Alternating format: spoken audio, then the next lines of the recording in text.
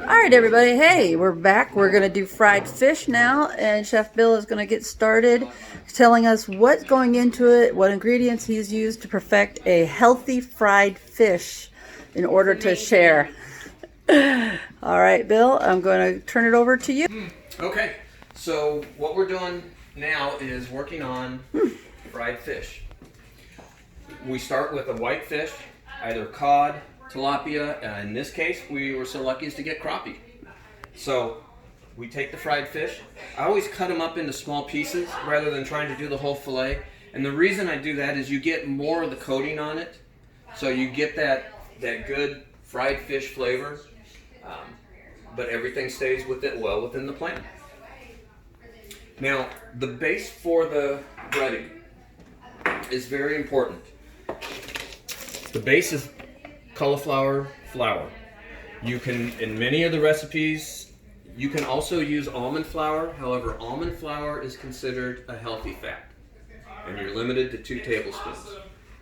This is considered a green, and you're allowed 4 tablespoons. So I can make a lot more with this. The other portion that cuts that is Parmesan cheese that is low fat.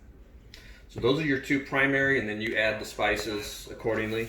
Again, like everything else, this will get posted on the page, and anyone who has questions can simply let me know, let Kim know, and we'll help you out. So what we do, we start with the fish.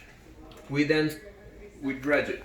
We set the fish in a combination of 2 tablespoons of egg white and a 1/4 cup of almond milk. And the egg white and almond milk is part of your healthy fat. That combination will equal 1 healthy fat for you. And the nice thing here is you don't use it all. Obviously, you make it, but most of that dredge is going to fall off, and you're not going to eat it. So that does allow you to put just a little more olive oil on. In order to get a good coating of the olive oil, I like to let it sit in there for a little bit, stir it around, or maybe even use a paper towel and just kind of wipe it. One of the things that I've found very helpful is to do this in shifts. Don't try to use a great big skillet and do it all at one time, because the heat's going to be inconsistent. It's much more difficult to manage.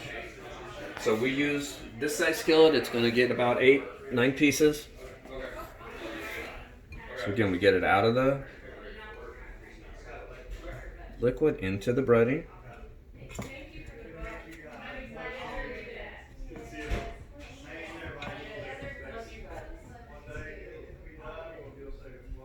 And then as they're done, we put them on.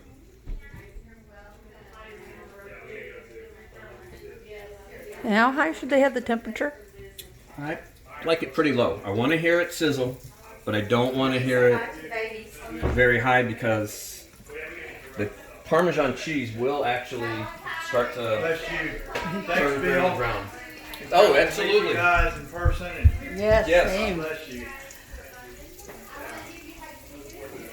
We were enjoying our fun-filled day of coaching, so some of our fellows are leaving, so we're in the midst of finishing up some cooking, and as people are departing, so that's what you were hearing there. We're going to finish out the day with our fried fish. Okay, so we're going to let that fish fry. It'll probably take about 5 minutes aside. The way you'll find that it's done,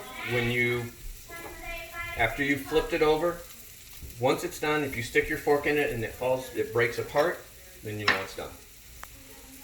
And then you can complement out your greens with some veggies. Today we have grilled asparagus and some peppers and zucchini. And you could also do salad or any number of approved veggies on the approved vegetable list, conversion list on our program. So anyone's curious as to what that is, you can reach out to me on Twitter, on YouTube, on Facebook, on Nextdoor, on Tumblr, on Instagram. As a certified health coach, I'm here to help you out, and eating healthy does not have to be a chore, as you can see, and it doesn't take long, as Chef Bill has been demonstrating all along all this afternoon. As we've done fish tacos, we've done fish tacos, a healthy chicken Alfredo, and such. So look for the picture of the finished product shortly. Thank you. We'll talk to you guys soon.